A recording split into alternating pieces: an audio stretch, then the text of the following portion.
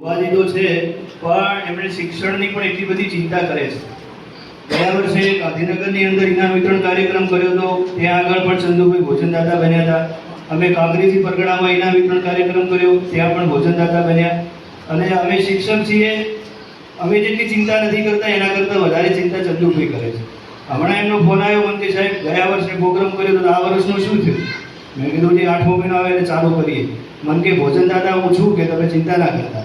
એટલે આવા ભામાસા દાતાઓને આપણે જેટલા તાળીઓના ગણગણાટથી વધારીએ એટલા ઓછા પડે. અને ભગવાનને માં જોગુણીને પ્રાર્થના કરીએ કે ચંદુભાઈને સુનિલભાઈને તો ભગવાને ઘણું આપ્યું છે, પણ હજી એમને ઘણું આપે એવી આપણે ભગવાન પાસે પ્રાર્થના કરીએ. ત્યાર પછી નમઃ પાર્વતી પતે હર હર મહાદેવ.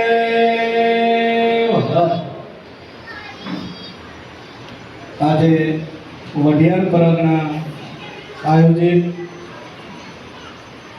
શૈક્ષણિક આપણા સમાજના વિદ્યાર્થીઓને વાંચન માટે જે ભગીરથ કાર્ય વઢિયાર સમાજના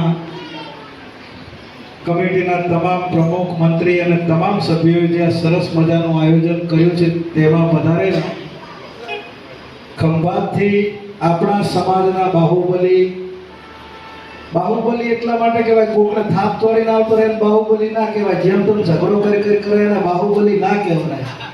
પણ દરેક વાતમાં ઊભો રહે, સમાજની સાથે ઊભો રહે, ભૂખ્યાને ભોજન આપે, તરસાને પાણી આપે અને સમાજની હાર રહે અને બાહુબલી કરે. આખો નાનો ગમે એનાથી ઝઘડા કરે એનો થોડા બાહુબલી કહેવાય, પણ આ તો સર્વગુણ સંપન્ન, બધી રીતે સમાજની માટે હરદમ હર પગ હર ઘડી સાથ આપનાર અને સમાજની સાથે રહેનાર આ પ્રસંગમાં વધારેલા આપણા સમાજના આગેવાન, સમાજનું સાચું હીર એવા સુનિલભાઈ ખંભાત. એક ખંભાતની અંદર ટ્રસ્ટ ચાલે છે કેસરી યુવા કેસરી, એમના સુપુત્ર છે ભાઈ ભવ્યભાઈ. હવે ભવ્યભાઈનું કામ આમ તો ઘણા સંગઠનો ભાઈ ભગવતભાઈ છે, પણ હું જ્યારે એમના ઘેર ગયો ત્યારે એક જ વાત મળી, ગાયની સેવા કરવાની, અબોલ પશુઓની સેવા કરવાની. આ માત્ર ટ્રસ્ટ એવું છે કે આ ટ્રસ્ટના એકાઉન્ટમાં લગભગ હું જાણું ત્યાં સુધી બહારનો કોઈ પૈસો આવ્યો નથી. વાત સાચી? પોતાનો પૈસો વાપરી સેવા કરે છે એવા ભવ્યભાઈ ભાઈ, એમના બીજા ધ્રુવભાઈ, રામ લખણની જોડી તમારી, મારો ભગવાન મારી જોગમાયા હંમેશા તમારી અમર રાખે એવી અમારી વઢિયાર પરગણા વતી, નવ પરગણા રાવળદેવ સમાજ વતી અને આખા ગુજરાત રાવળદેવ સમાજ વતીથી મારી જોગમાયા તમારા ઉપર સુરક્ષિત રહે એવી પ્રાર્થના કરું છું. બીજું વધારે હવે આજ રવિવાર છે, આજ તો અમારો ધૂણવાનો દાડો છે પણ બોલવાનો મેળાઈ છે. પણ તમે આ જે ટીમે, આ જે કમિટીએ અત્યારના જમાના પ્રમાણે તલવાર લાકડીની જરૂર નહીં, અત્યારે કલમની જરૂર છે. કલમને જેમને આગળ કર્યા છે એમને દિલથી હું સલામ કરું. એટલે ભગવાનભાઈ, પહેલાદભાઈ, તમામ કમિટી મિત્રોને હું સમાજના બંધુ વતી વિનંતી કરું છું કે તમે આ પહેલ કરી છે તો આ પરગણામાં 10 કિલોમીટરના અંતરે લાઇબ્રેરી બનશે એવો મને પરિપૂર્ણ વિશ્વાસ છે અને એનો સંપૂર્ણપણે તમને જશે એવી મને વિશ્વાસ છે. કેમ કે વાતો કરવાથી ના થાય, વાતળિયું વગતાળિયું જણજણ જુજવ્યું પછી જેડા માનવી એડી વાતળિયું, વાતો કરવાથી કોઈ ના થાય. નહીં કહેતા કે હમણાં ગીત આવ્યું, સુણને મારી માતાજી કાળી ગાડી લાણી આવી છે. કાળી ગાડી આવે પણ હકો ભાઈ સકડો લાવે ને રાજી રોત આવે.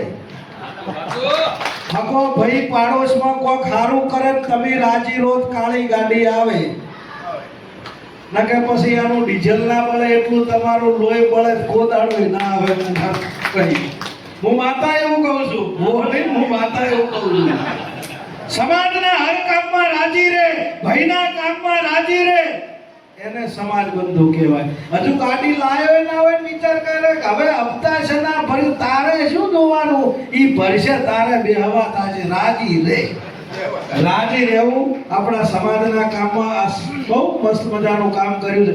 અમે ભણ્યા જ નહીં, હવે બાજુ શબ્દપુરા પૂછો આ પહેલા જ ભાઈ 10 વર્ષ જીરું ને દીધું 7 રૂપિયાના ભાવ, 7 રૂપિયા મજૂરી હતી. અત્યારે જાહેરમાં કહું, ખેતર વચ્ચો વચ્ચે અવાજે વઘારનો રોટલો આવે ખાઈ જે જીરું નેદ્યું છે એટલે વઢિયારનું ઋણ છે મારી ઉપર. સમાજનો તો છે પણ વઢિયાર પંથકનો ઋણ છે ભાઈ. અને સમાજનો ચોરું છું દુનિયામાં ગમે એ થાય ને, સમાજના ખોળામાંથી ગોદાડો શેટા નહીં તો દુનિયામાં જોઈ શેટા નહીં તો મારી જવાબદારી.